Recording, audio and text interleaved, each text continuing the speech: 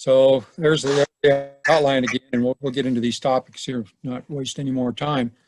So it's a number of different kinds of forages that we have available to us in lots of native range, of course, in this state, and I'll talk specifically about some maybe warm season grasses that we might actually seed if we wanted to do that. I'll mention the small grains, a little bit on crop residues, summer annuals, and then get quite a bit on a couple cool season grasses and potential of using legumes in a mixture with those grasses. So the reason we think about using different kinds of forages, they grow at different times of the year, and our native rangeland or these native warm season grasses that we have, you can see this shows the months that they're productive, maybe starting in April and finishing up in October. Summer annuals, I'll mention something like Sudangrass, usually that kind of what we call the summer slump period in July, August. Of course, stubble from milo or corn, that's available after grain harvest and can be utilized, all at one time or spread that out over a few months. Of course, we produce quite a bit of wheat in this state. And if, you can graze it probably more reliably in the late winter and spring. A lot of the wheat is used for dual purposes. We're growing it for grain, but we also may graze it if we want. And of course, you're going to graze it out. You graze in that springtime, maybe clear into May. The cool season grasses, again, primarily the ones we have in this state. Most of that production occurs there in the spring, March, April, May, and June. Then something like tall fescue we get pretty good production in that species in the fall. A grass legume mixture, I have alfalfa brome on this chart, and of course then it kind of fills that summer time frame, like May through September, as would warm season grass such as Bermudagrass. So our two cool season grasses we'll talk about are smooth brome and tall fescue. Both these species, there's over 1 million acres of each of these in the state of Kansas, so they're quite prevalent and quite well adapted to much of the state, at least in the central and eastern part. Smooth brome is a highly rhizomatous species, I say cool season, quite high in its palatability for grazing, can be used for both hay and grazing purposes. Tends to have lower production in the fall, though, if we compare that, for instance, with tall fescue, which is another cool season grass. Again, it gets that maybe 3 feet tall or so. Not as palatable as smooth brome. In fact, if you found them growing together, you could see that pretty quickly that the animals would prefer the brome. This is not it's more of a bunch grass, although it can form a pretty good sod. Can yield quite well. It's excellent, it says here, for fall safe pasture. Yeah, something we usually refer to that as stockpiling. We can, rather than grazing it in, let's say in October or November, we can put that off and graze it even December and January, assuming the weather allows us to do that. So in establishing smooth brome and tall fescue, the optimum time for planting these two species would be kind of in late mid-August, 15th, 20th August, through September. Another time you could try establishing these plants would be in that late winter, early spring time frame. One of the differences between spring and fall planting is many times we're more apt to have weed problems when we plant in the spring compared to that fall time. The amount of seed to plant, I've got here about 15 pounds of PLS or pure live seed per acre, and I'll talk about that a little bit, how that might be determined. And then these cool season grasses respond very well to fertilizer. Having a well-balanced soil that has nitrogen, phosphorus, and potassium, they're going to respond well to that. For haying or grazing these species, particularly then in that springtime, something 90 to 120 pounds is fairly economical thing to use in terms of nitrogen. If you're going to fall and spring graze, do it both, then we probably want to use a split application, would be a common recommendation. So if we wanted to plant or put on, let's say 90 pounds for the year, we'd put about 30 of that pounds on in late August and September, hopefully get some rain then at that time of the year. And then the other 60 pounds, in December or late February, early March would be a good time to put on the additional nitrogen for that spring grazing. Phosphorus, potassium, and sulfur, you can do soil tests on those. If usually you get starting in below about 20 to 25 parts per million phosphorus by soil test, you're probably going to see a phosphorus response by putting some on. Likewise with potassium, that threshold seems to be around 120 to 130 parts per million. Not sure what the threshold is on sulfur, but what we've seen is on some of these old stands, particularly of smooth brome, they don't seem to always respond to the nitrogen and phosphorus as well as they once did. And we find that putting on even 10 pounds of sulfur can actually boost production. Here's some data then that collected over a number of, I think it was 100 different sites over a number of years, showing response of tall fescue and smooth brome. They've been combined here, how they respond to nitrogen. And you can see with each of those 20-pound increments increase in nitrogen, we're getting increased dry matter production on our hay, clear up to 140 pounds of nitrogen. Although again, the incremental increase goes down as we add that nitrogen. But again, we get in that 80, 100 pound range. The studies have been shown, with 40 cent, let's say, ammonium nitrate, and hay, if it's bringing 60 to 80 tons per acre and what it costs, that will still be an economical rate of nitrogen to apply in, like I say, central, I think, in eastern Kansas, if we're getting, 30 inches of rain or something close to that. One of the issues, though, with tall fescue, of course, is many of our stands in the state are old Kentucky 31 stands. They have an endophyte in them that causes problems with livestock. You get rough hair coats. Fescue foot can be a symptom as well.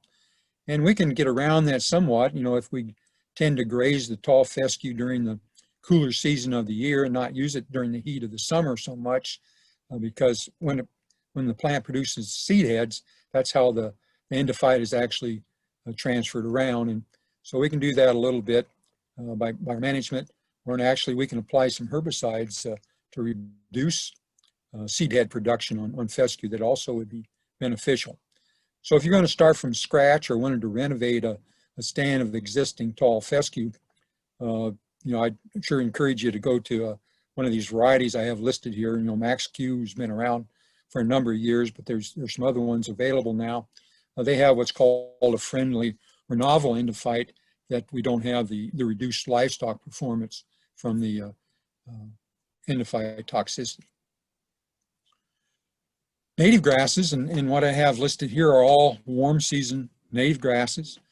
Many of these are found on native rangeland, but can be seeded from scratch. Big bluestem, Indian grass, switchgrass, little bluestem, Cytos grama. Those 5 species were used pretty much throughout the state in CRP programs, Conservation Reserve Program, and have done quite well. Eastern Gamagrass is a native grass. Typically, it's not planted with others. It's very highly palatable, and it's been grazed out of many of our native situations. But there are people that are planting it again, trying to establish it for both hay and grazing purposes.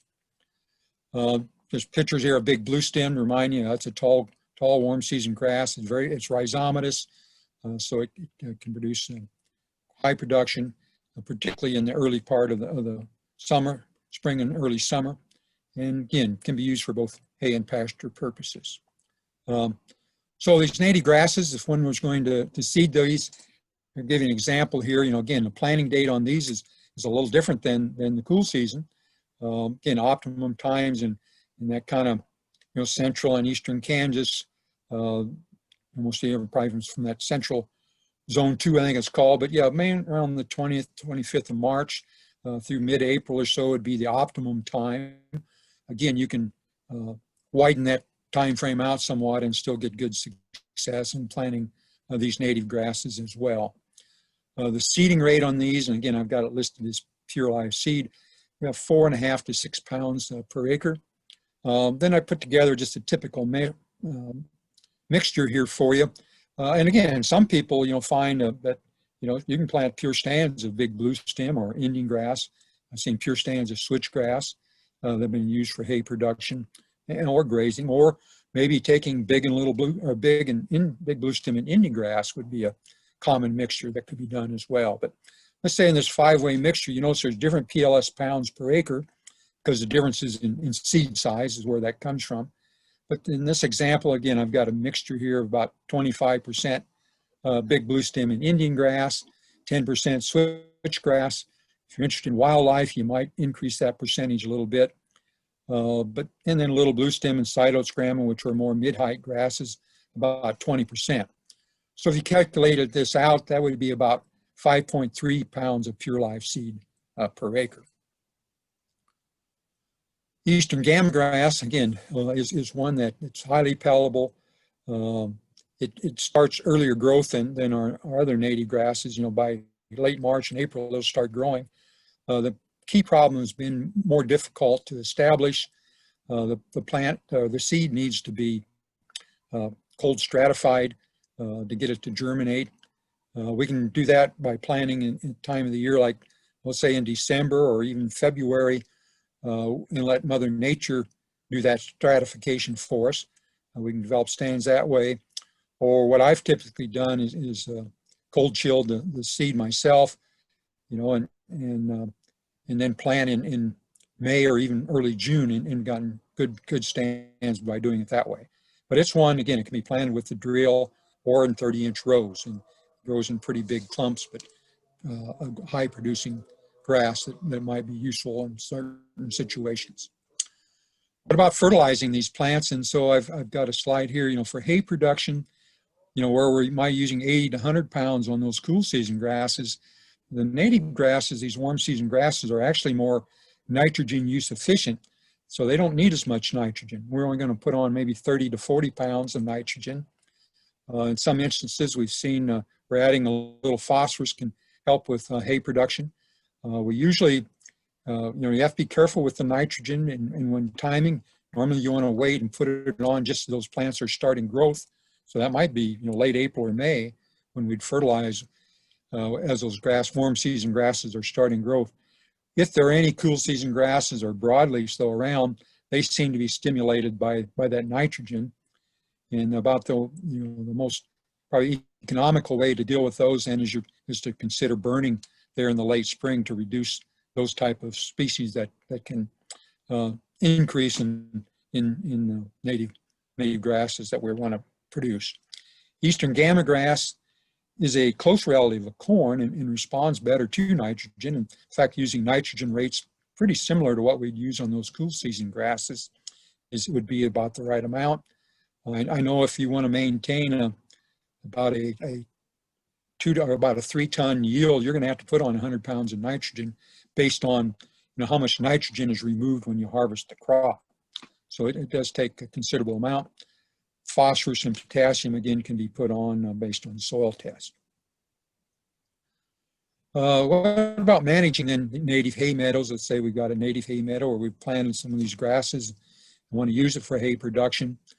Again, the time to cut those, July is a good month. We usually say by mid-July.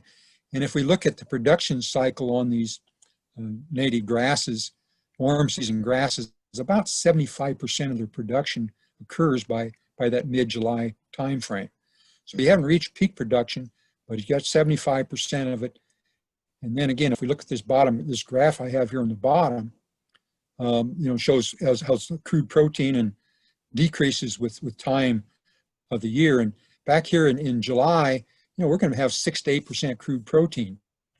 If we waited till we had maximum or optimum forage production, which probably be a month later, let's say by middle of August, our crude protein content is going to go down considerably. In fact, it decreases about 0.5% about every 2 weeks. So that's why we try to optimize, can't optimize both maximum production and quality at the same time, obviously, but try to get good production with still good quality that we can get with this species. We're going to cut these species, 3 to 4 inches. Typically, we're only going to hay these native grasses once a year. I know people are tempted to graze or hay it, a second time in some years, but you got to be careful about doing that, because I think if you did that every year, you'd start to reduce your stand for sure. But after, let's say, haying in middle of July, we get good regrowth in the summertime. We can come back in the fall and actually after frost and graze if we want to do that. You don't want to graze it necessarily all off, but you're not going to decrease the next year's production by doing that. The downside is if you don't have much standing material there, it's not going to catch snow and things like that as well, and you might not have as good a soil moisture situation. I already mentioned, use possible prescribed burning. There in the late, let's say doing it in the late spring, that would help reduce some of the weedy plants or cool season grasses that we might have. But also what it does is it gets rid of that regrowth that occurred in the late summer that you have the next year. And you take that out by burning it, your total production will not be as great, but what you have is all new growth and it'll be much higher quality. And again, we've talked about fertilization a little bit already. There may be a need for some other brush and weed control issues in some cases, but usually those can be handled fairly easily. And Walt, there was a question Sure. that you burn every year. Well, you can. For you're talking about particularly for hay production. Dr. Owensby, who's been here longer than I have, he's got a little meadow out here. He tends to burn it every year, and again, primarily just to get rid of that old growth.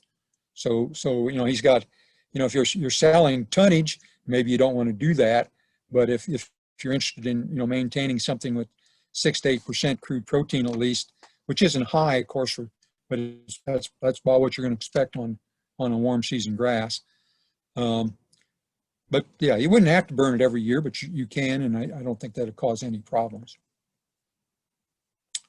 Other questions, or is that? If you weren't burning every year, how often would you burn? Well, I think for hay production, I don't, again, another reason for burning is if you're in an area where you potentially could have invasion by some unwanted species, then burning is one of the cheaper ways to deal with that. Normally, because if you're cutting it off, woody plants will generally not be a problem. But because burning may or may not take care of those unless those plants are leafed out, then will do some damage to the woody plants. But burning every third year or so would be fine. But again, I don't know people that do burn more regularly than that. Okay, and along that subject, can you mow it instead of burning? Well, I guess yes. I guess you could take that off. That'd be kind of what I mentioned. You could graze it off in the fall, which would be similar. And again, that might be a route rather than mowing it off. I mean, you can mow that old dead material off. It's not going to be that stuff is going to run probably less than 2% crude protein. What are you going to do with that? Again, it won't be high quality. The regrowth's not high quality during the dormant period anyway, but usually we can get animals to graze that if we want them to do it that way by supplementing the animals with some protein, and they'll graze it off. But you could remove it if you wanted to. And mowing and fire aren't exactly this. We don't have exactly the same response, but what the mowing would do would get rid of the old material that basically dilutes down the quality of the new hay crop. Okay, and then one more question came in. How often would you reseed an established pasture of native grasses? Well, again, it depends on again, if you start where you've seeded it in, and it depends a lot. It should last for quite a period of time, depending on how you manage it. Again, renovation of rangeland or seeded native grasses. Again, Prescribed burning can be used in that as well. You know, what's our stocking rate, type of grazing system that we're using. You know, a lot of times, like say, I tell people we kind of graze, we graze for the animal. You know, try to use it when it's better quality, keep it in that fashion. But then we need to rest the grass as well to allow it to regain vigor. But again, you know, it's not like an alfalfa planting where maybe every 5 to 10 years at least, we're going to have to reestablish the stand of something like alfalfa. These native grasses can last a long time, but a lot depends on how they're being managed. All right. Looks like that's all the questions for now. I'll let you keep going. Okay. So here's some data. It's actually out of Oklahoma, and showing the response of cool season. Oh, I'm sorry. This is native grass to fertilizer. So they have some varying rates here of nitrogen and phosphorus, no potassium in this case. The Pottawatomie County site in Oklahoma was a good soil, and you can see that first 50 pounds of nitrogen. You know, they got over 1,100 pounds of increase in dry matter production. Adding some 50 pounds of phosphorus, they got some additional gain or weight. I'm sorry, additional forage production as well. Again, and they keep even up to 100 pounds of nitrogen. Actually, statistically, that wasn't any better than 50 pounds. However, as you compare those statistics on there. The other site, the Carter County site, was more of a degraded soil. Probably had been cropped at some point in time and replanted.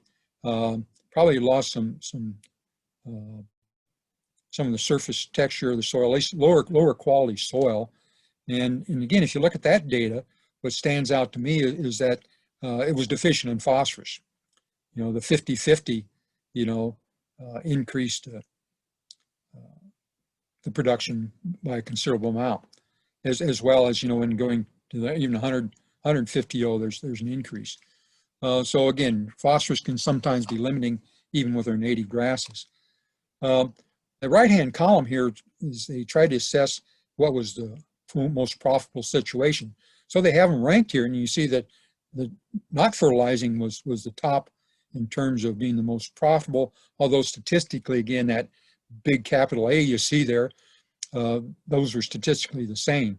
But the point of that, I think, is that sometimes not fertilizing native grass can be something to be done, and you really have to take into consideration what does it cost if we're putting on nitrogen. Again, they use 50 pounds here, and again, that's I would recommend 50 pounds maybe on our native grass if we were growing it for seed production, but maybe I'd back off to 30-40 pounds of nitrogen for hay.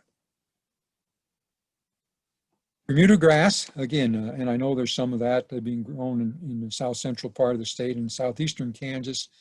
It's a warm season grass. It's not native, but it's more adapted as we go south. But also know, some of you remember a former governor that had it up in Smolin, near Salina, growing it, in that area, and it did fine for dairy herd that he was using. So it's very productive. It reproduces both by stolons and rhizomes, both above and below ground stems, in other words. Most of the time it's been planted by sprigging, but that takes some specialized equipment to do that. But there are seed varieties available. I know one of those is Wrangler, is one of the varieties that you can get that you can plant Bermudagrass by seed, and it'd be easier to establish in that fashion.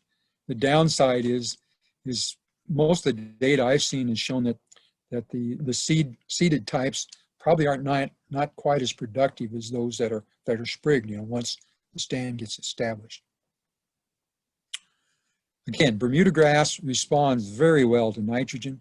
I've seen studies, as long as you continue to have water, you can just put nitrogen on and keep putting it on, and the yields just continue to go up.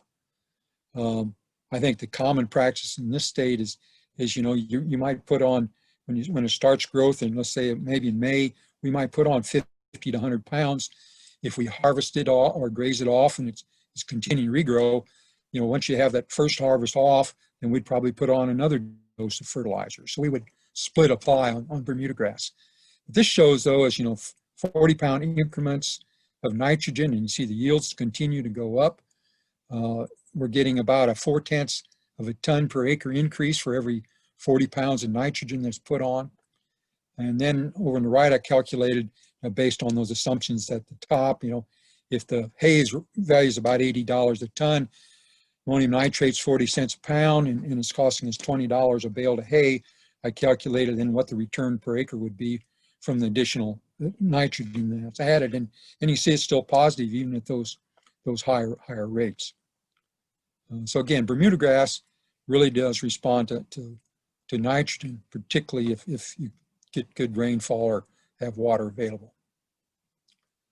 Small grains, I won't get too much into that. Of course, wheat is something we had, and it's been kind of dry fall for wheat establishment this year in many places. But wheat, triticale, rye, those are winter annuals.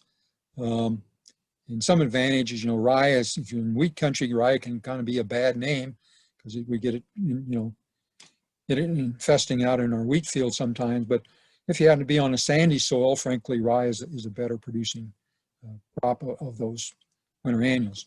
And then spring oats, probably better used as a hay rather than for grazing. This picture of grazing wheat in this state, and can be done. And as you go further south, in the state, that's probably a more reliable practice than it is other locations. Grazing wheat, you plant it earlier, could plant it maybe even the end of August, early September. You up your seeding rate somewhat. I know Romulo Olato is, I think he's been looking at some varieties differences, hybrid differences in terms of what might be better for grazing. I don't know that he's grazing. I think he's actually simulating by mowing them. But there may be some differences that we find. Fertility, you probably want to put on a little more nitrogen if you're going to graze it. It's very high nutritive value. We're talking 20+% crude protein. Many times if you're going to graze wheat, that exceeds the needs of the grazing animals, frankly. And so having a dry hay or something like that available so they can kind of mix their diet is probably the thing to do if you're going to graze wheat. Some examples of maybe stocking rates at different times of the year. And in the spring, an animal or two per acre is a viable stocking rate on wheat.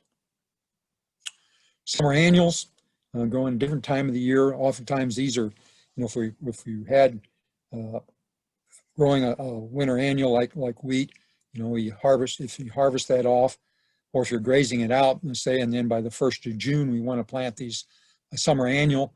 So then it's hopefully available for use then and by mid-July and later. So Sudangrass, been around a long time, probably not as productive as the sorghum Sudan hybrids that typically get used, but can be is useful as well. The hybrid pearl millet, I haven't seen it be as productive, but it can be quite leafy and good quality. Any plant can accumulate nitrates under stress, but these sorghums, the Sudangrass and sorghum Sudan hybrids, under stress, we also have to be concerned about prussic acid. And that's not a problem with pearl millet, but it sure can be with these sorghum plants. Just in pictures of Sudangrass, again, it can get highly productive, palatable. Again, in these, because of the accumulation of nitrates, particularly in the base, in the stem base, a lot of times, the recommendation, you want these plants to be maybe 18 to 24 inches tall before you start grazing them to avoid getting into that nitrate. And again, if any sort of environmental stress, you sure want to have these plants stands checked for nitrates. Make sure that you aren't, even as a hay crop, so if you aren't, you're going to poison animals because of high nitrate. Some legumes, of course, alfalfa is grown in this state. And not as, those acres have kind of actually gone down, but I think 500,000 or 600,000 acres of alfalfa still grown in the state, primarily for hay production, although it can be grazed. Grazing these legumes, of course, then we've got to be concerned about bloat. It can be an issue, but There are people that have learned how, and we can use proloxolene bloat guard product, get that into animals on a daily basis. We can indeed graze the legumes. The red clover and white clover, though, are more typically used in mixtures with cool season grasses, but for hay and for grazing. And just a picture of alfalfa, again, very, called the queen of the forages, primarily again for hay production, but again, it can be grazed. Again, those sort of stands, they seem like they do deteriorate over time, and you can start counting, well, how many crowns or plants do I have per square foot? And by the time you get down to a couple plants per square foot, you're probably going to need to renovate these stands. And we can't just go back to straight alfalfa when we do that, because alfalfa has what is called a autotoxicity problem. So we might have to go to some other crop for maybe a year before we come back to alfalfa when we renovate those stands. Okay, so one of the things that I think is pretty important that we need to be able to do is know what your soil is, what its potentials are, and because you go out into a field, even small fields, you can have multiple soil types out there. Sometimes you might have a nice uniform site, but that's probably pretty unusual. So you need to know how those soils are distributed across the field. And as we look at maybe planting some things or renovating a site, what has the previous cropping history been, and that's because maybe some herbicides have been used that are going to cause problems in terms of what you would like to plant to. So we need to know what that history has been. And then you want to select species that are adapted to the soil that you have. Again, there's some differences, in terms of, maybe a clay or silt loam soil that's pretty common versus a sandy soil. I have a screenshot here of the web soil survey, and that's a product that one can use to actually determine the soils that you have. I don't know whether I'm going to try to use this. It may or may not work. So let me know whether this comes up. So did the web soil survey screen come up? No, I'm not seeing it. Yeah, see, I see it, but you can't. Okay. Well, again, it's if you go online and do a search on web soil survey, you're going to find it. It's a product by the U.S. Department of Agriculture that, again, you pick an area of interest, off a map. You could go into a state by state and county, for instance, and you just keep narrowing down and select fields, whatever size they are, and it then give you information on the different soils that are there, differences in their production potential, and so forth. So it's a good product to use. Going back to, and you see my slide though now? Yeah, I can see that. Okay, the link just doesn't work for you. Yeah, maybe it's because I'm not doing it right, but it works on my machine, but it doesn't come through when we do it this way for some reason. Well, I'll throw a link to that in the chat right now. That website. Yeah, the web soil. Sorry, I had the link is there, but yeah, that's a pretty useful tool. Old days, and maybe you can still find one. You go to extension office. I don't know. Do you guys have any old soil survey reports?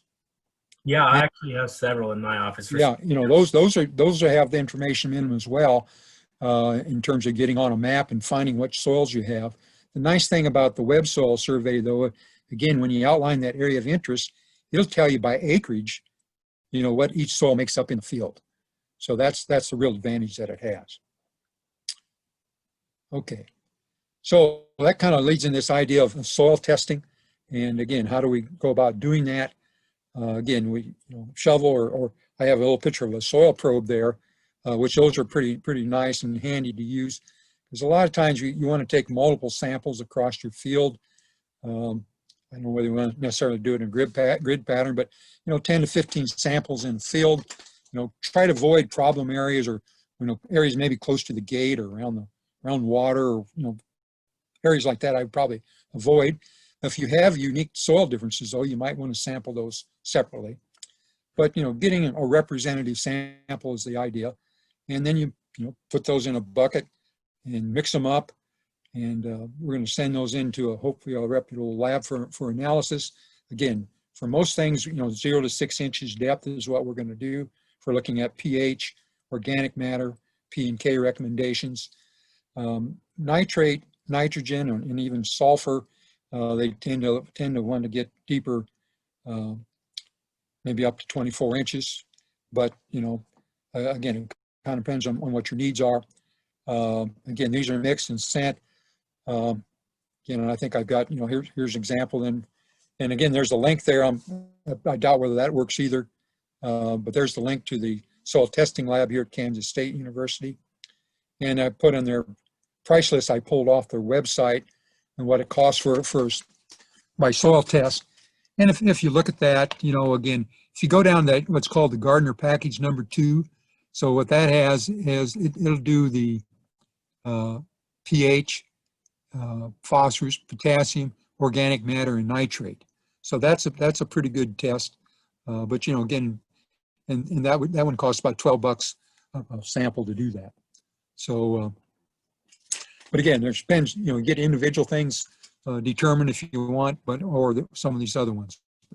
A lot of times people want those packages seem to be what's typically used. There are other places we'll do soil analysis for you, but again, show you the one that for the university that I happen to work with. Well, and I wanted to mention on your last slide that here in Central County, we do have several soil probes that are available. You just come in and you check them out at no cost. You just got to make sure you return them. So those are available. And I think most of the extension offices in the state do have those available. I think we have those too, Jeff.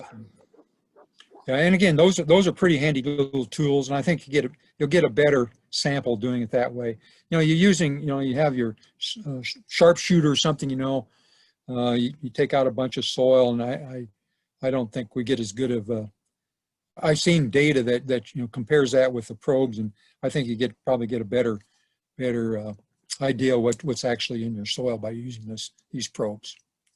And also on that one, well, I was going to ask you about testing pH for lime for pasture and hayfield, and how important that was, and if we want to be doing that regularly. Yes, and again, one of the things we particularly depends on again what we're trying to grow, but yeah, if your pH is, most plants grow best, at something closer to a neutral pH, something around closer to 7. 6.5 to 7 is pretty common, but if you start getting down to 6 or so in pH, there are plants like alfalfa just don't do well under that situation at all. And going to need to add lime to offset that and bring the pH back up. So that can be an important thing to get determined. And the depth for that would be what, 3 or 4 inches, or just go with your? Well, yeah, at least 4, but that 0 to 6 inches is fine. Okay. And when they add lime, though, usually that's just broadcast on the surface. It's gonna work better if you can figure out some way to incorporate that in the soil. And again, it gets it gets probably the first couple of inches when you do that, but over time, hopefully, it gets a little deeper into that profile with time. Okay. And a question. Yeah, generally, that's the same 0 to 6 inches is fine for getting pH. A question came in, and does it matter what time of year you take the soil samples? Well, yes, it can. Generally, I would take it, probably in the spring before the crop starts growing. That'd be one time. It could be done in the fall as well, but generally ahead of the growing season, I think it's a good time.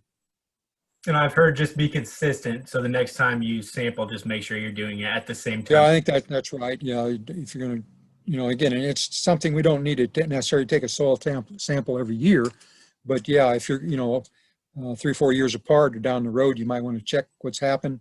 Because, depending on our crop, we tend to mine some of these nutrients out of the soil, and we need to replenish them. And yeah, but doing it at the same time of the year obviously would be a good idea. All right, that's all the questions we have for now.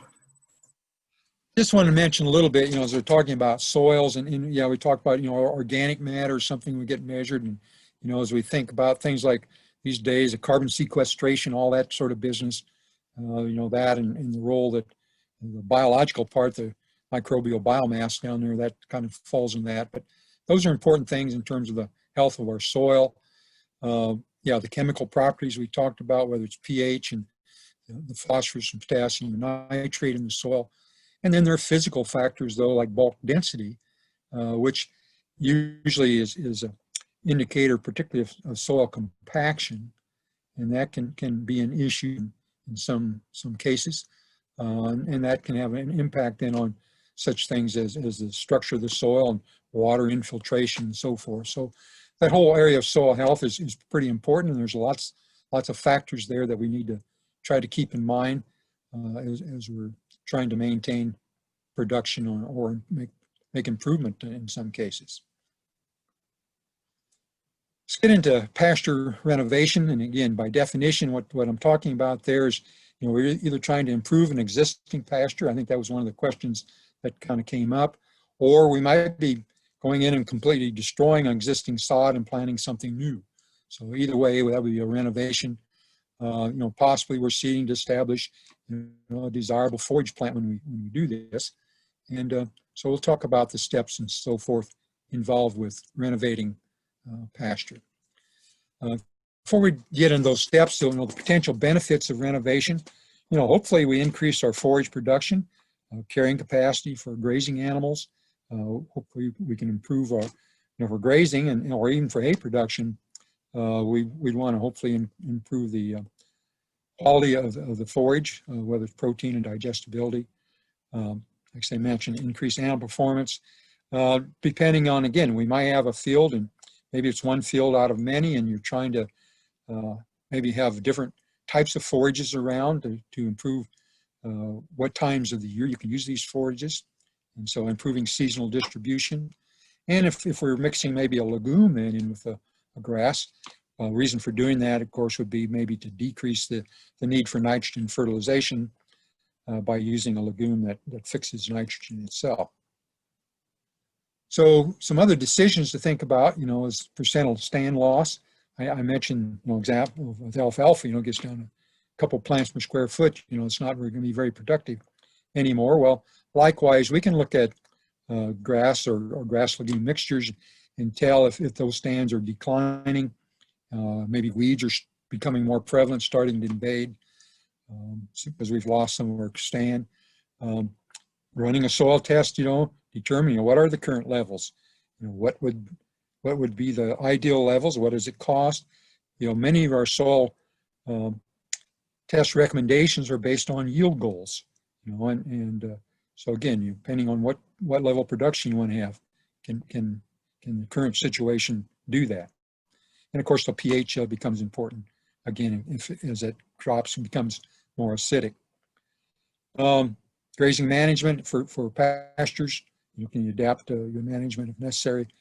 Renovation, you might require some different types of equipment that may not be easily available, or you may not have it yourself.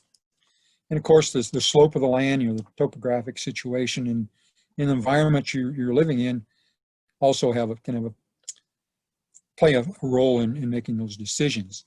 And again, obviously, I think when we need to do a cost-benefit analysis as you look at, trying to improve a stand and what level of production, how long is it going to last? Is that going to pencil out in the long run? So renovation, usually it's involve that soil test, trying to correct then maybe deficiencies that exist. You may need to be concerned with weed control. How are we going to establish new species? And again, we're probably going to manage for persistence. Hopefully this is something that's going to be developed. There's some costs associated with that. We want it to persist for a period of time. And I consider a farm renovation program. What I'm talking about there is that in some cases, again, these stands may not last forever. And we need to consider about, what point in time down the road or what's going to trigger, these stands are going to need to be renovated. Are they just not as productive as they once were? Weeds invading, and have kind of a plan in place that, sometime down the road we may have to do this again. There we go. Now we get into these steps for renovation. Again, soil tests, particularly then for lime, that's related to the pH, phosphorus and potassium. And again, once you have those are typically going to be applied if necessary based on those soil tests. Do it prior to or at the time of seeding. Now I have a question down here and just ask, I say do not apply nitrogen in this new stand. I don't know, anybody know a reason why we might want to add nitrogen?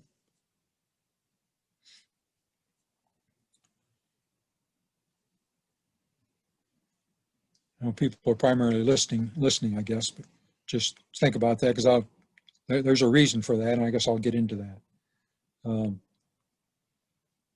Primarily, when we put on nitrogen in these new stands, we seem like we stimulate weeds, and that's the reason for not putting on nitrogen right away. We want the stand to kind of get established before we do that. So weeds, though, they can be a problem, and many times those are broadleafs. Some cases we may have some grassy weed problems, cool season grasses. I've seen things like prairie threon even be an issue. But when we're interseeding or no-till seeding, we may have some weeds we have to deal with. We need to get those taken care of before we try to plant. Generally, it's going to be more successful at least. And again, those weeds are often stimulated by the fertilization. Once, if you're putting a legume into the stand, then, weeds are going to be more difficult to control after that planting. As typical herbicides like 2,4-D are going to be more probably detrimental to most legumes. So using the herbicide before planting, 2,4-D is not very long residual, so we can do that. Of course, something, if you have something right away, you can go in there and hit it with glyphosate to burn things back and plant right into that as well as no-till drill. And then depending on the herbicide and how you're going to use it, if you're going to think about grazing, some of these have some restrictions in terms of how long you might withhold grazing animals. But generally that's not a big issue because frankly, most of the time we can't start grazing right away anyway with these new seedings. Okay. And on that last slide, we had a couple questions. Sure. Someone was asking what if you'd like to stay organic. So do you have any recommendations on that? Well, I'm particularly not using herbicide then, or what about fertilizers? They're talking about we can use manure instead of fertilizers if that's a concern. Mm-hmm. And they asked it during this slide, so I'm guessing they're just about the herbicides primarily. Herbicides and the other option, and maybe this next slide really gets into that, is one thing. We need to suppress the sod or cut back on whatever level of competition we have if we're trying to interseed into it. And now again, if you want to go and just completely clean till the area, one can do that, and prepare it for planting whatever you're planning to put in there. Or if you're going to suppress the sod, maybe interseed, then we can do that with the grazing animals. Have them graze it close very heavily, take off much competition as we can, reduce those plants. So that's probably the best way in terms of approaching it. Or maybe mowing. Mowing can provide some reduction of that competition as well. But I guess my preference would be to maybe try to put it through a grazing animal because we're getting something back from that. There's a cost associated with running a mower out there too. So hopefully that addresses that question. Okay, and then I got two more for you. There was a question someone was asking, do you use 2,4-D every year? Well, I think any herbicides, you use them when needed. That may not be every year. I think a lot of times when we plant, when my experience has been, even under or clean tilled situations, you plant grass and we get weeds, and they're there that first year or two. It takes a while for those warm season grasses in particular to establish. Usually it's maybe 2 or 3 years. So some level of weed control, we might want to do that initially. And again, whether we're using a herbicide to do that, we could use a mowing machine. But I've seen data that also would indicate if sometimes we just need to look the other way and wait that 2 or 3 year period. The native grasses can come fill in. They seem to go ahead and establish as long as they're not being choked out completely by high weed density. And we end up with the same stand as if we'd sprayed them, every year for 2 or 3 years. Okay, and It's hard to give a blanket, recommendation because every situation's a little bit different. But again, a lot of our weeds, there's some of them. Most of you are familiar with mare's tail or horseweed. It grows just kind of a column and goes straight up in the air, pretty much. And frankly, it doesn't cause much competition problems at all with a grass seeding. Some of these more broadleaf sort of plants that do maybe more shading, I'd be more concerned about. Okay, and the next question had to do with the image on your first renovation slide. So I think it's 1 or 2 slides ago. They were just wondering what they were, but I think one more. Nope, sorry, I went too far. I'm guessing that one. Yeah. What they were seeing there in that image. Yeah, I think that's a rotary tail. Let's see, what do you call that? Oh, sorry, next one. I'm guessing that one. That looks like a no-till drill to me, where they're interseeding into stand. Or the guy standing next to the stand of grass. I think we're going too far now. Yeah. There. So that's just weeds. Okay. Yeah, that looks like a native sod, and you just stand out where the weeds are taking over, and it's something. And that's example again where unless we're running, cattle aren't going to eat that very well. If I was running sheep or maybe even goats, they might be more apt to utilize those sort of plants. But again, generally, that's just a picture of weed invasion out in the grass sod. All right, we're covered for now. Sorry about that. I'll let you keep going. No problem. Okay. Got this. Yeah, seeding tools and techniques again. And I've talked a little bit about that in answering some of these questions. Tillage methods, disturbing an existing sod, or this says 40-60% at least, or it could be clean tilled as far as that goes. And then of course planting adapted legumes or pasture mix. No-till drills are available. Again, you can plant those into, again, you want to suppress that sod as best you can. You can use a contact herbicide or that previous grazing or something like that on it, and then seed into it. But again, you need to cut back that competition as best you can. And then there's practice of, particularly with legumes, we can use what's called frost seeding. And again, what we do if let's say we have a stand of tall fescue or smooth brome, some cool season grass like that, and we'd like to put a legume in there. One way of doing that is this frost seeding. So again, you want to graze that pretty good in the fall to reduce the amount of vegetation that's there. Hopefully you get a snow then. This usually involves some snow, get a wet snow. You broadcast your legume seed, for instance, in on the snow. And as that snow melts and goes down, it takes the seed down into that existing stubble. And hopefully then you'll get some establishment of the legume. So that's what frost seeding basically is. And that can be an effective method as opposed to, maybe drilling directly in. Most of the time, however, though, whatever you can do to increase soil seed contact, and that usually involves drilling the seed into the soil would be the best. You're going to get more likely to get a good stand. When you broadcast, it takes more seed than when we drill. Usually, rule of thumb would be probably twice as much seed if we broadcast compared to drilling it in. And how soon can we start grazing maybe a renovated field? Again, that varies considerable. I need to watch what the animals are grazing. If you get legumes in there, they might start picking on those legumes quickly because they're higher quality. You can then mow again in some cases to help favor certain species. And again, we don't want to overgraze in that establishment year at all. Again, maybe a cool season grass, we might see some production in that first year. These native warm season grasses, it's going to take 2 or 3 years before you have much to harvest. So I've been mentioning mixtures and gave an example, I guess, and I think keeping mixtures simple is the way to go.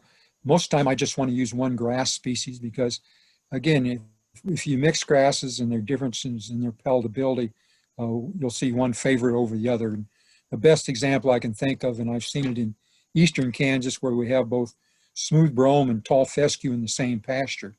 The animals prefer they prefer the smooth brome, and over time the tall fescue will take over. So probably, not mixing those two together is a very good idea. And then, if you want to mix a legume, 1 or 2 legume species with the grass can be useful. Again, I think with smooth brome, alfalfa has worked well. If one, again, has to deal with the bloat issues, potential anyway. Or, red clover would be another typical one that's used with smooth brome. Red clover is almost like a biennial. It seems like about every couple of years, though, you have to plant it again. Fortunately, the cost of that seed is not as high as some others. If I was using tall fescue, then I would probably use more apt to use white clover or even Korean, an annual Lespedeza. Works quite well with tall fescue. So again, I don't think you want a real complicated mix. They're easier to manage when you don't have too many species. But adding that legume to the grass has its advantages, again, hopefully reducing nitrogen requirements, as well as increasing production and decreasing and improving forage quality.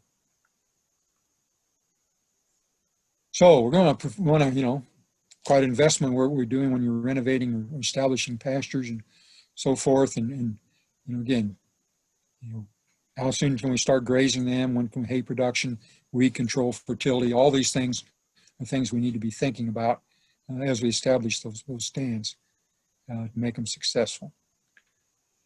As far as grazing management goes,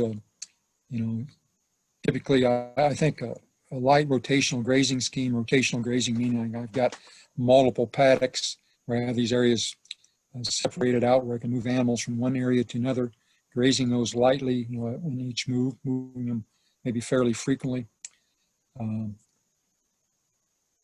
You want to watch how close you're grazing. Again, we need to maintain a certain amount of leaf area there. I've got 4 to 6 inches. That's pretty good on our cool season grasses.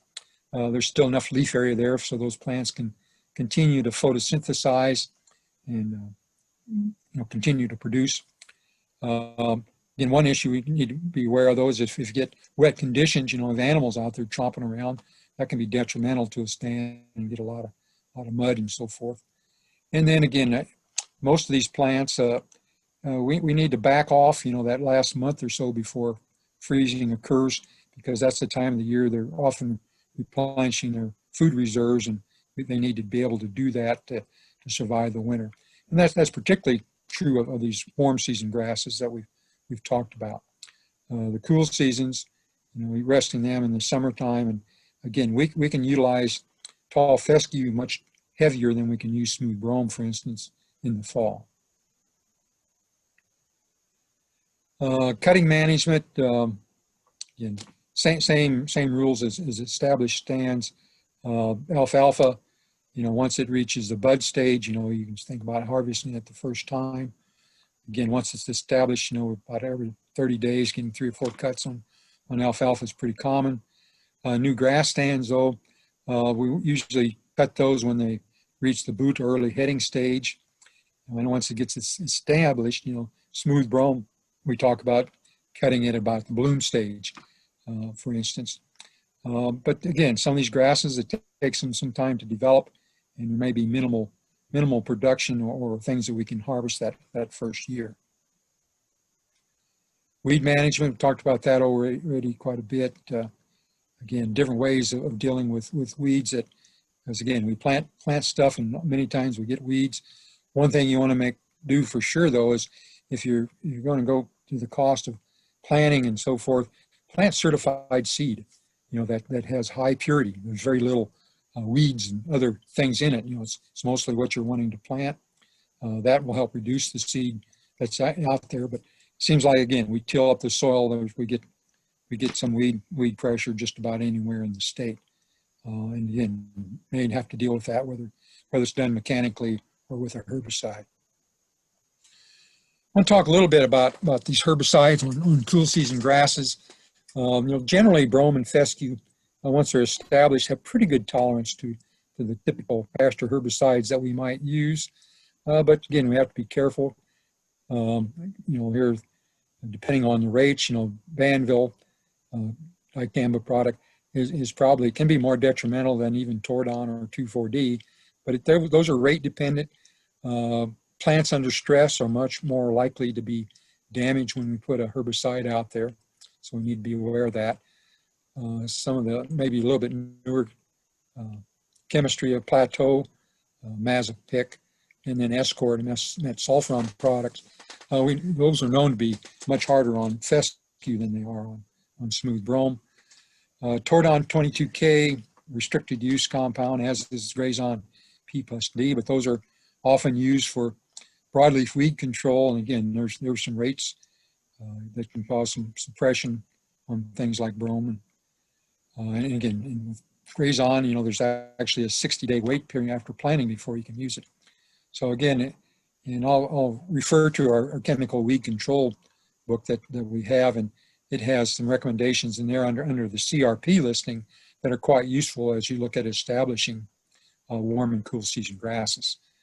Again, I mentioned that Banville can be injure Brome, as can Plateau and so forth. Some of these products, again, certain rates, waiting till after green up can reduce the damage.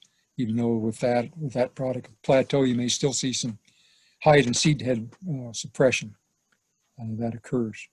Of course, again, I'll mention that again. I think with tall fescue, we might do that to our advantage. Some other precautions with herbicides, Milestone, which is a product we use on noxious weeds like musk thistle, for instance. But on aminopyrrolate, the labels says we can use this product on Brome, but it cautions that, if the Brome is under any sort of stress, you may get some suppression by using this herbicide. Chaparral is a mixture of what's in Milestone plus the metsulfuron that's in Escort. And again, it's labeled for use on established Brome and Fescue, but again, you may get some suppression and stunning. And Escort, the metsulfuron, there's a 6-month waiting period after you planted Brome and 24 months on Fescue. So it's much harder on the Fescue. And then the Cimarron Plus, which is a mixture basically of Escort, which is the same as Ally. It's Ally plus Glean basically in the Cimarron product, Cimarron Plus. And again, you see that waiting period. Again, though, I'll mention here, because of the seed head suppression that's been mentioned, again, because of if we have an endophyte infected tall fescue, we can put out a quarter ounce of Escort, and that will suppress the seed heads on tall fescue, which would greatly reduce any potential problems we might have with that endophyte toxicity. So we can do that to our advantage if we happen to have, that situation.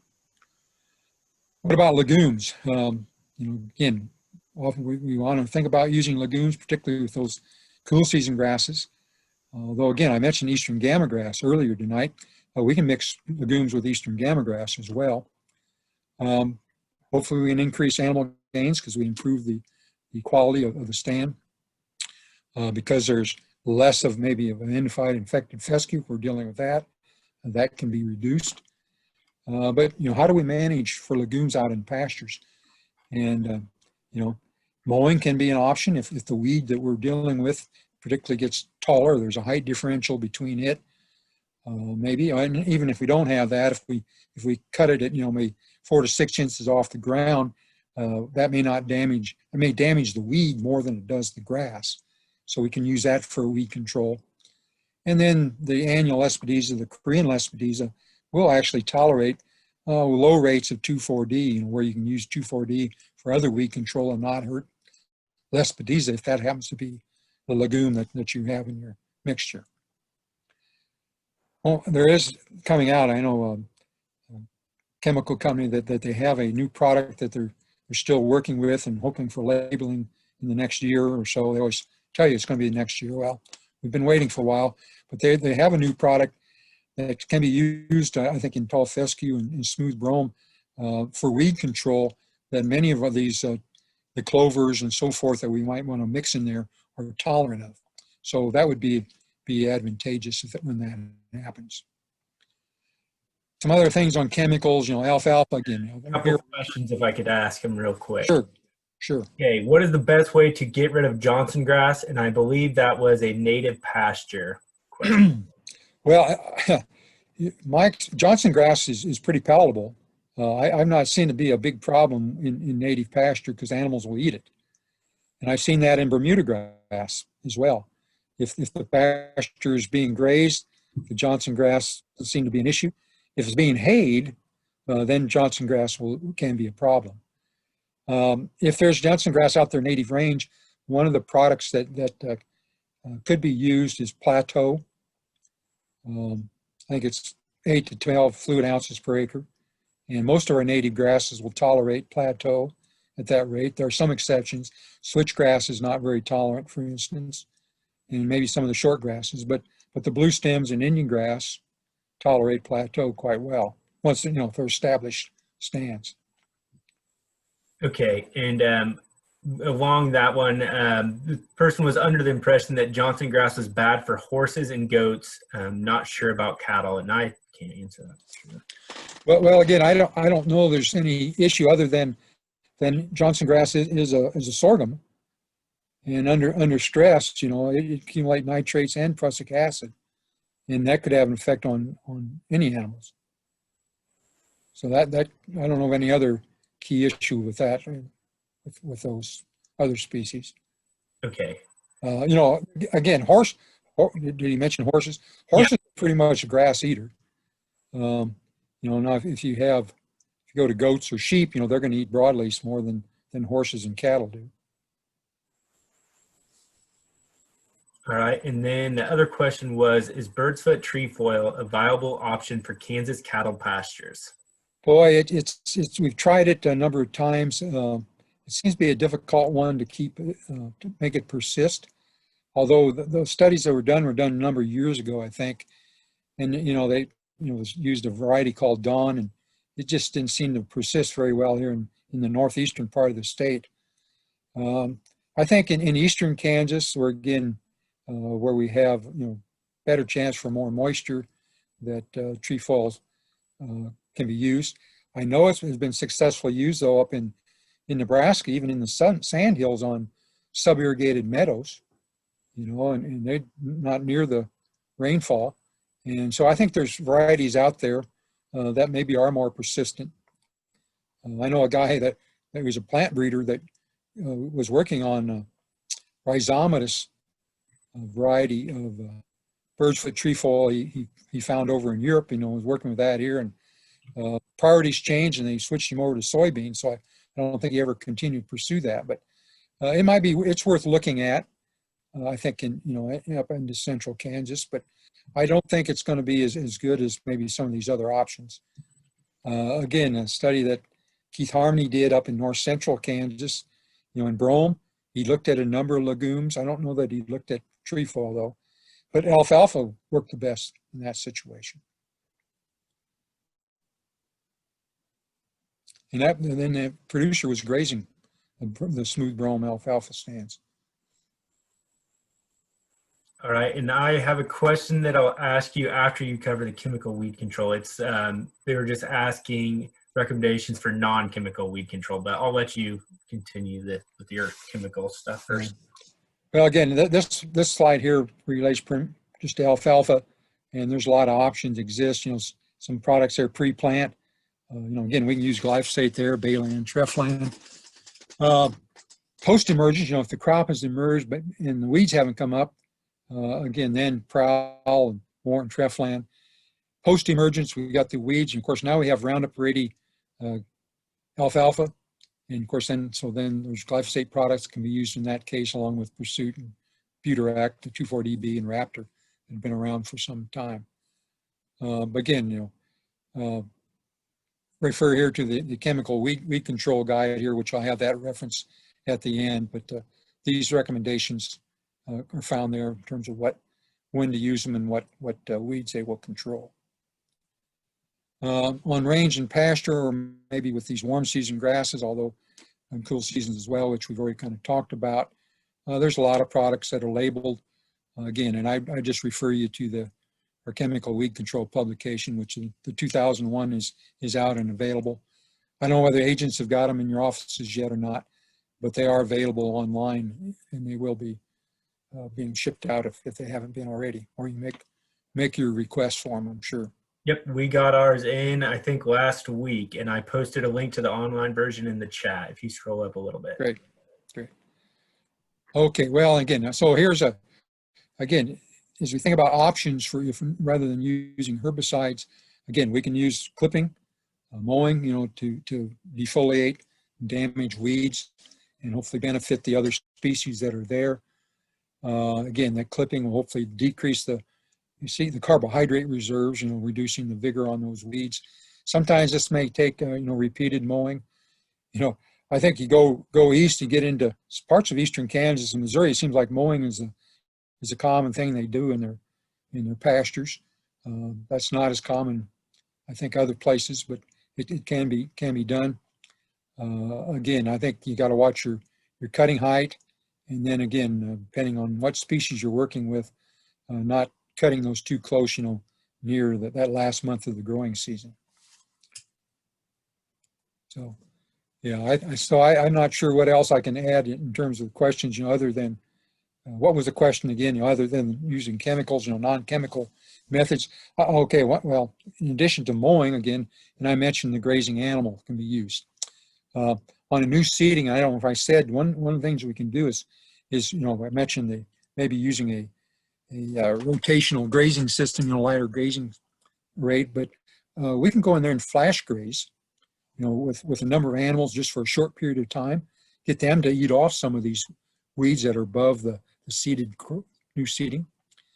Just get them to watch them so they don't start getting on those new seedlings, however, but they can go in and can top off a lot of those plants. Because a lot of our weeds, as long as they're real big, when they first come up, they're even maybe a foot or two tall, they're pretty good quality. They aren't all that way. There's some that aren't very palatable, but many of them are still quite succulent and are palatable and will be eaten by grazing animals. So that's the other option. Okay, well, and in this situation, this person has smooth brome and they burned in the spring, mowed this fall, sprayed after mowing with 2,4-D. And I'm not sure that they've been fertilizing. They said they need to fertilize, but they want. So is this an older stand, or I'm guessing this is an older stand based on the questions. Again, it's interesting that you mentioned burning, and we can do that probably about February sometime. We don't see the increased forage production necessarily when we burn brome like we do on native range, but and again, the study, we had a grad student here who looked at that, and we didn't increase the quality. We didn't decrease the production or quality, so you want to have a reason, I think, for burning it. Maybe get rid of old dead growth, so I assume then they used it somehow this summer, spring or summer. It's either hay or graze, I suppose. You said in the fall they came. They hayed it last year, and they have a couple miniature donkeys. The neighbor has a horse that they could use to graze. They had a lot of broadleafs the last 2 years with it when it was wet. Yeah, I don't know what donkeys eat, but the horses probably aren't going to eat it, broadleaves. So they were grazing it in the summertime somewhat. In the fall, you said they came back and.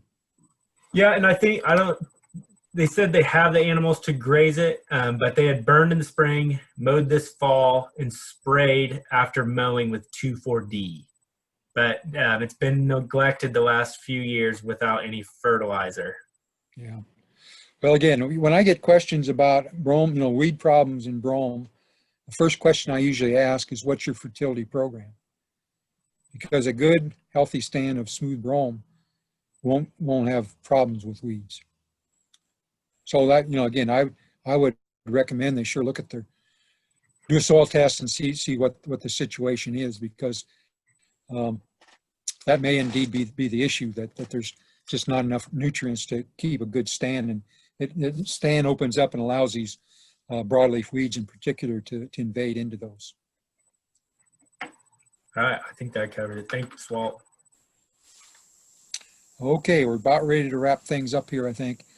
Again, I'm a range guy, so I want to talk a little bit about grazing management, and I've talked about that some, but these are basic principles. The kind of animal. We've heard people using different animals. This is a beef state, but there are horses and sheep and goats and other animals out there that can be used, and they have different preferences for the type of forages that they'll eat. Using these plants at a time of the year when they're most productive and higher quality is something we usually want to try to do. How we distribute grazing in a pasture can be importance. The key one here, though, is I think is stocking rate. And I think Troy Lynn has been on already, hasn't she? And talked about, I assume she's talked a little bit about stocking rates, but stocking, I'll get into that a little bit. And then grazing system. I mentioned the rotational grazing scheme, but there are lots of grazing systems out there, and it kind of depends on what you're trying to accomplish. But of these, I think the key one is stocking rate. This is from rangeland, but regardless of the forage type, as one increases your stocking rate, we get less acres here per animal, the individual animal gains are going to go down. There's only so much good stuff out there, and as they start to reduce their selectivity, their gains go down. On the other hand, as that stocking rate increases, will increase the pounds of beef produced or animal product per acre.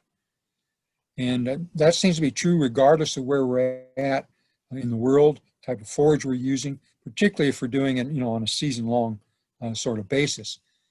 And what we found, the long-term studies have been done somewhere there in the middle, not necessarily where those two lines cross, but somewhere in the middle is what we tend to call our moderate stocking rate. And that also has tended to be what we can sustain in the long run, and also seems to be the most economical in the long run. So stocking rate simply is, number of animals per unit area for a given period of time. And so here's, how do you calculate that? So here's an example I'll show you that we use to determine how many animals we can put on an area. We got to know what the production area is. So what's pounds of production? How many acres are there? HI stands for harvest index. And actually I just modified this slide, and I wanted that to be 0.5, but actually that harvest index does vary from maybe 0.25 on native grasses, they're season-long grazed. If we go to a more management intensive system, rotation system, might be able to increase that a little bit. But if we're working with brome or tall fescue, we can increase that quite a bit. And so the example here, I've actually used down here, I've got 0.5. So then here's animal weight, what percentage of their body weight they're eating, and how many days you're going to be out there. So here's a calculation of 3,000 pounds of forage. We've got a 20-acre field. That's a cool season grass or grass legume mix, and I'm going to plan to graze it for 120 days. That's the number down there below. The harvest index here I estimate to be 0.5. So that's 30,000 pounds of forage. I guess you might ask, why is that harvest index only 0.25 or 0.5? Well, again, we got to leave some so the plant recovers its vigor. And then there's the plant tissue disappears in other ways, whether it's by trampling, other herbivory, grasshopper, things like that. We lose some of that forage, so we can't take it all off. But with the cool season, I think, and that's even the 0.5 is probably a little conservative. But so I take 30,000 pounds of forage available. I'm going to run stockers on average during this 120-day period. See, that's 120 days. They're going to average about 600 pounds. They're going to eat about 3.5% of their body weight. So during that 120 days, those animals are each going to need 2,520 pounds. So make that division, comes out to be about 12 animals. So that's about, close to almost 2 acres per animal there in that example. But that's how stocking rate can be determined. And, if you got good figures, you can use that formula for about any forage type that you have and calculate that out. Okay, try to summarize some of the things I visited with you tonight about, and of course, I think selecting these forages that are adapted to different soils and in the climate that you're in. There may be need to renovate pastures over time. Of course, we want to manage our hay fields, I think, both for quality and production. Soil testing becomes important for determining those nutrient needs. Having the pH checked in case we need to, if it's getting too acidic in particular, which tends to happen, particularly over the long run. If you've been adding nitrogen for years and years, you'll see that pH gets quite low, and some plants don't always grow well with that low pH, and we need to lime and bring that back up. And then again, I think in renovation for a lot of things, using that proper stocking rate and grazing system, and has been built into it maybe some rest periods for the forage, using prescribed burning on occasion when we need to, and dealing with brush and weed control issues. So I think that pretty well summarizes. Now here's a list of publications that are available. Some of these have some age on them, but they still have good information in them. So there's right at the top is our chemical weed control guide that just came out. That gets redone each year. And again, I think the agents have those hard copies now. That I like the hard copy to carry around in the vehicle with me at least. But you can go online and look at that information as well. There's information here on production and utilization of both smooth brome and tall fescue. Publication there, the third one on soil test interpretation and fertilizer recommendation is a good one. Again, it's available to you online. A couple there on establishing grasses, and one that Dr. Owensby and I did a few years ago now, but particularly looking at establishing managing native prairie plants, on small areas, because that might be a little bit of different approach than, if I'm trying to go out and reseed 160 acres or something. And then there is the old publication there on native hay meadow management. So with that, I think I'm finished, but sure be glad to address any other questions that you might have. And as you're thinking of questions, you can type them in the chat, or you can hop on your video and ask it to Walt. While we're doing that, I'm going to post a link to the survey, and we ask that you please do fill that out. That really helps. Do I need to stop sharing? You wouldn't have to, no. And Walt, would you mind sending me these slides tomorrow so that I can share them with all the registrants? Yes, I can do that. Okay, so I will send those out. If you're registered, I'll send out an email with this recording and those slides tomorrow. And we do have a few questions in, so I'll try and catch up with those. All right, the first one is, what would you recommend to be the first steps in renovating a pasture that has been allowed to be taken over by cedar trees? I'm working on taking out all the trees, but need to know what to do after that. 25 to 30 years ago, it was a really nice brome field. I am trying to refresh the old family farm, and I have a lot to get back into shape. Well, yeah, you definitely need to get rid of the trees first, and again, and I would probably get a soil test done and see where you're starting from. What your nutrient needs. Are you planning to if you're planning to go back to brome? That would be my guess. More than likely. Again, if there's, I don't know if there's any brome left at all. Depends on how dense the trees were. Brome will tolerate a little bit of shading, but the chances are, if there's lots of trees, there may not be much brome left. But so again, it's probably going to need to be the stand's going to need to be thickened up. But I do that soil test, and then think about maybe. Depending on the density of the stand, I would probably no-till drill brome seed back into the stand to thicken it up, and and then look at your fertility program to get that to be a productive stand again. Okay, next question. Are there nutritional benefits for burning? On native grasses, when we burn, we generally do see an increase in quality. That occurs, early in the growing season. Increased crude protein, for instance, digestible forage.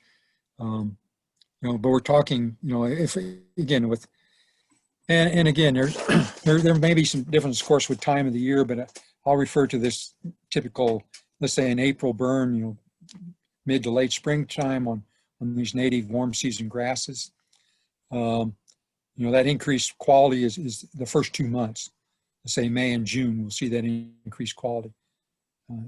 That's where we get the additional gains on native rangeland. At least, we can get about a 1/4 pound additional gain per animal when we burn compared to not burning. The other forages that when we think about burning them, again, I think it's probably not as related to quality issues. It's like burning the brome off.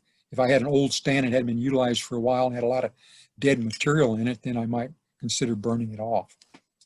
One could mow it off, of course, but you could burn it off. It doesn't seem to have any negative effect on if we do it at that just about the time the brome is starting to green up, let's say mid-late February, typically when that occurs. But it didn't decrease production either. So. Okay, next question. How often do you need to reseed with smooth brome? And it doesn't talk about the stand or anything. That's all they've asked. Well, again, I think brome can be a 15 to 20 year crop if it's managed right. It seems like, and we aren't real sure why, but after that time, we've seen situations where we say it's sod bound. I don't know if you heard that term, but that's a term that gets used, and it seems like the production is declining, and maybe it needs renovated. I know in southeast Kansas, not particularly with brome, where they more apt to be with tall fescue, they'll go in and kind of try to break that sod up, with a shank or something to revigorate that stand. But I don't know, with brome, again, I think you can expect to be fairly long-lived before it needs to be replanted. All right. Again, fertility is pretty important, I think, on these cool season grasses. Yeah, definitely. And again, on an old stand of brome, did I mention earlier about sulfur? Some of our old stands, we've seen sulfur responses on brome, and had a study done. It was done over eastern Kansas, but we put out on one site, we put out in terms of NP and K, it was 50, 40, 30, I think, of NP and K, and didn't get any increase in production over the check.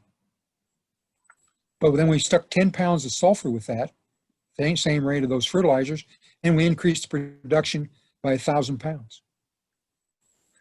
So again, that's sulfur is one of those secondary nutrients that can help with old stands of brome, may lengthen the life of their productivity, is what I guess what I'm thinking about. Yep, and then with that reseeding, if you just have some bad spots, just go in and reseed those spots. You don't have to do that. Well, yeah, with smooth brome, I think you can do that. Yeah, what you get into is, again, or if you're haying or grazing it, new seedlings and stuff are going to be more palatable if you run a grazing animal out there. So that can be an issue. They're going to pick those areas until they get well established. Good point.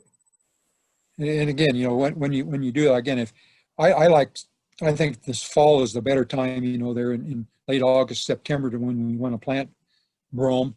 So that's probably the time of the year I would do that. Again, if we want to hay it, you might get, if you're increasing your stand or trying to improve the stand, again, in fertilizing it, if you need putting on little nitrogen maybe there in the fall. If you need phosphorus, potassium, that's the time of year to put that on as well. And then again, you may have enough production off of that new brome the next year come around when it starts. The plants are heading out, and you can actually hay it. And probably not hurt the stand, but you have to be a little more careful if you're grazing it. All right, the next question is kind of a long one, so bear with me here. Our pasture is overtaken by dogbane. We have native grasses, but the pasture has not been managed. We have tried to mow to help the dogbane before spraying. Do you have any other suggestions on getting this pasture back in line for haying? We do graze the pasture, but cut for hay once last year. We just moved to the property and want to get this under control. Thank you. Okay. Well, the best, there's a couple of herbicides that work quite well on dogbane. The problem with mowing dogbane, probably, I don't know, that's been very effective, for instance. It's a perennial, and I think you're going to have some issues there. But the product on rangeland that we can use, you said this was native grass, right? Yes. Pasture Guard is a product that we can use for dogbane control. Trying to remember if I put that recommendation in the new guide. It might be there, but Pasture Guard, the chemical, there's two chemicals in there. The one that works is fluoroxypyr. So another product I think we can, I don't know, that one can be used, on native grass for hay or grazing. And then I think for ones being the other product, there's a product called Starane that has just the fluoroxypyr that I think is also labeled. But that chemistry, products that have fluoroxypyr are the most effective that I've seen on dogbane. Dogbane's, it could be an issue. I don't know whether it's a toxicity problem, even when it gets into hay, but if you had a lot of it, I might be concerned. It's like a milkweed type plant. It's got a latex in it. And most plants that have that milky latex in them generally have some problems with toxicity. All right. Looks like. And again, I think Tom, I would spray on that early to late spring, early summer time frame when the dogbane is up, but before it gets too big, get it before it's flowering or going to seed for sure. Okay, couple more. Generally speaking, what grasses are best for sandhill pastures? Well, again, I think those same species I listed for you are pretty good. Probably rather than big bluestem, we probably would say we use sand bluestem. Indian grass will still work, little bluestem. I probably would stick with some side oats grama, the switchgrass. There are some other species there's a plant called sand lovegrass. It's a very, it's a little bunch grass. It's a highly palatable. It's ice cream grass. It's hard to keep it in the stand, but that might be the typical species.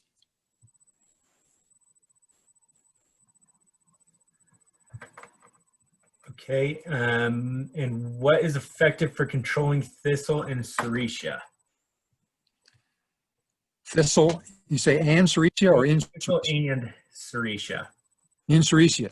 And sericea. Hopefully, there aren't anybody growing sericea on purpose. We got enough problems with dealing with that. Thistles. You're talking primarily musk thistle, although frankly, it doesn't make a lot of difference unless you've got Canada thistle. But there's a number of products that work quite well on thistles. I like treating them in the fall. Particularly musk thistle. It's a rosette. If you're certified and can use a restricted use compound, Tordon 22K, 8 or 10 fluid ounces works quite well on musk thistle in the fall. The other product that works quite well is Milestone. About 3 to 4 ounces of Milestone. Probably going to cost a little more money though with that product. Both those have the advantage. I've treated clear into early December and not had any rosettes on those plots. And I've used Tordon and Tordon and the Milestone the next July. It not only killed, the plants that were there in the fall, it took care of things that were germinating the next spring because they both carry over long enough to do that. So I kind of like that approach. Don't have to worry about drift and things like that so much in the fall either. So those work well on musk thistle. Sericea lespedeza, if you're going to use a herbicide, probably different herbicides though. In fact, those two I mentioned don't work on Sericea at all. I mentioned Pasture Guard for dog bane. Pasture Guard is one of the herbicides that works quite well on Sericea. Let's say the month of June when the Sericea is pretty much in a vegetative stage, 10, 15 inches tall. Pasture Guard, it's actually Pasture Guard HL is a new chemical name, trade name. And then, Remedy Ultra. A pint or so of either one of those products will work quite well on Sericea in that vegetative stage. If you don't get them all treated at that time of the year and you still got some around that are blooming on you in the fall, then I would come back with Escort. Now, actually, there's a product that could work on both species for you. Escort, which is metsulfuron, if it isn't dry, can control musk thistle in the late summer and fall, and we'll take also knock back the Sericea. So if there's one product, that one or at least products that have metsulfuron in them, maybe Chaparral, those sort of products would work on both Sericea and musk thistle. As I'm sitting here kind of thinking out loud, but try to come up, it'd be nicer we had a product or so that work on both at the same time. That would be the best option. The problem with products with metsulfuron in the fall, if it's dry, they just don't work. And even on Sericea, if the Sericea is not actually blooming on you, let's say in September, it doesn't have very many open blossoms like it should, you'll get very poor control regardless of what you use. And again, I would, Sericea is a tough one because it's a hard seeded legume. We're fighting a seed bank. If it's ever gone to seed, the seed stays viable for decades. It's just a really tough one to deal with. We got to be persistent in our approach and try to deal with it. So will burning not have much of an effect on Sericea? Well, what we've seen with burning, let's say, we did a study. It was done on ungrazed situation, but I think burning in August, let's say burning by the mid of August, will basically eliminate seed production, over time on the Sericea, and that's good. But it's a perennial plant. It comes back.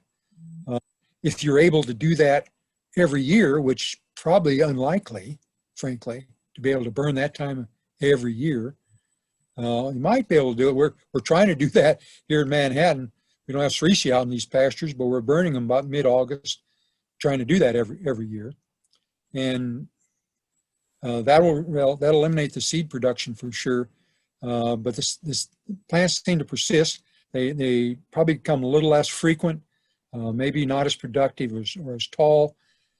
But actually, when I step pointed that initial study, these plants, the Sericea plants, the basal cover was still increasing. It didn't increase as much. Our normal spring burn, you'll really stimulate, Sericea lespedeza. So we don't do that so much with the later burn, but I don't think it's going to eliminate it. It may reduce the stand. I would prefer using an integrated approach, or maybe we use both. If I could burn it off, let's say the 1st of August, maybe wait 3 or 4 weeks, and after it resprouts, come back in with a pint or half pint of a Remedy Ultra and spray it. I think you'll have better success in the long run combining those methods. Okay, and I am not seeing any more questions coming in. If you haven't done that survey, go ahead and click on that and get that filled out. It should only take a minute or so. Okay, one came in for you, Walt. Okay. As you check out Kansas pastures, what weed gives you the most anxiety? Old world bluestem. You know, that old world bluestem is pretty widespread. We have it. There's 2 species, and we've found them in basically every county in the state has it. It's a warm season grass. You can graze it. You know, if it gets in a native pasture, you can graze it. They'll graze it in May and June, but if they have a choice, they usually cattle stop grazing it and go to other plants. So it tends to increase over time. You know, it's a warm season grass. How do you get it out of a warm season dominated native rangeland? You know, we found you can use glyphosate, you know, but that tends to take about everything out. There is a product called Arsenal that we've been utilizing at a low rate, 1/4 to 1/2 pound, and it can be pretty selective in our tall grass rangeland, at least, where the bluestems and Indian grass and things like that are not hurt by the Arsenal, and it does set back the old world bluestem.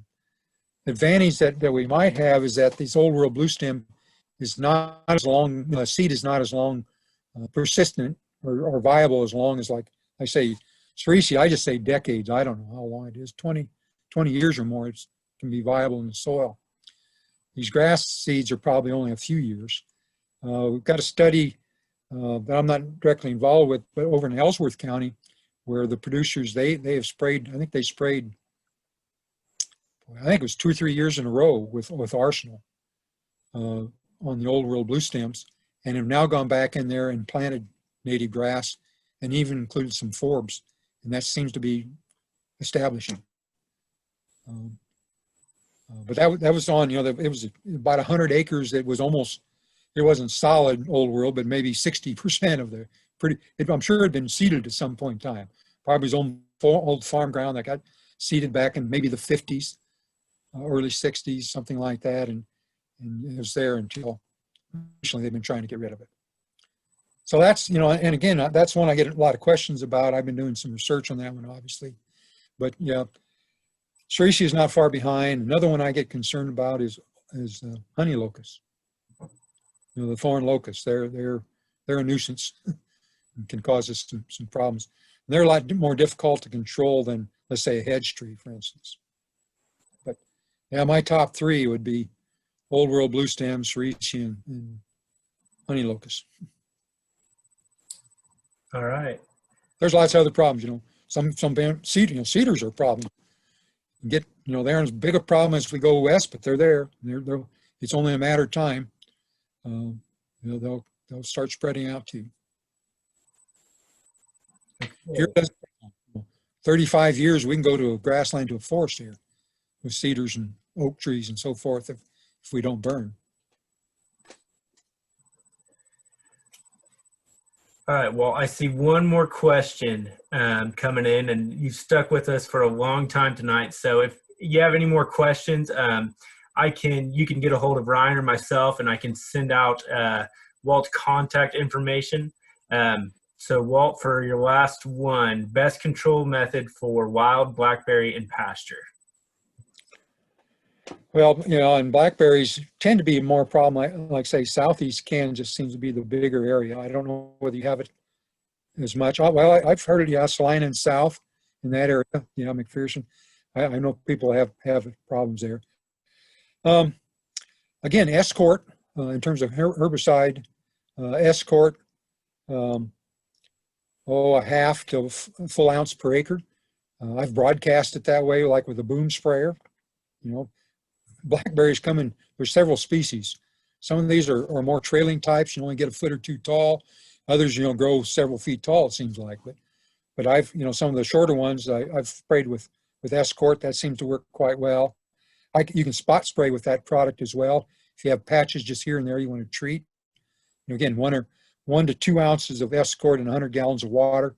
Stick a surfactant with it. And, you know, spray the patch. That works quite well. Other chemicals that work quite well on blackberry, Pasture Guard will work quite well as a broadcast treatment. Remedy to a certain extent, but I think Pasture Guard is better than Remedy. So those would be the first two choices. All right, great. Well, thank you. In areas where I've had good success in southeast Kansas in native pasture, where actually I burned the blackberries off, allowed them about 4 weeks to regrow, and then hit them with a herbicide. And that combination actually worked pretty well. Better than in some years that was better than the herbicide alone. Mm-hmm. The fire alone won't do it. They just resprout, but the combination can be quite effective.